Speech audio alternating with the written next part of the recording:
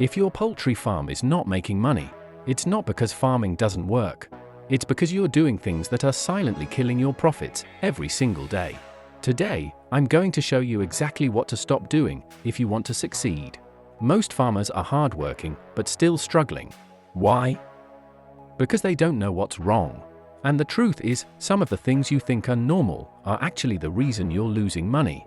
The biggest mistake, raising chickens first, then looking for buyers. This leads to panic selling, low prices, and losses. Smart farmers do the opposite. They secure buyers first.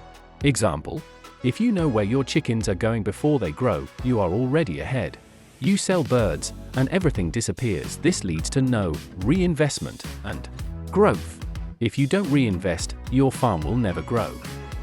Do this instead. 50% reinvest, 30% expenses, 20% savings. Many farmers don't even know if they are making profit. You cannot manage what you do not measure. By the time a broiler looks sick or thin, you've already lost the profit on that bird. You have no tracking, no control. If you don't measure, you are guessing. Feed, deaths, sales. Feed is where your money goes. Avoid spillage, overfeeding, poor feeders. If you control feed, you control profit. Most farmers wake up and ask, what is wrong today that I need to fix? Successful farmers wake up and ask, what system did I fail to follow yesterday that caused this problem today? Farmers firefight by buying whatever feed is available that day. This constant change in brand or quality destroys the bird's gut health. Stop doing this, switching feed brands to save one kwacha today. Start doing this, securing a 6-week supply or a consistent contract with one reputable miller. If the farm cannot run without you, you don't have a business.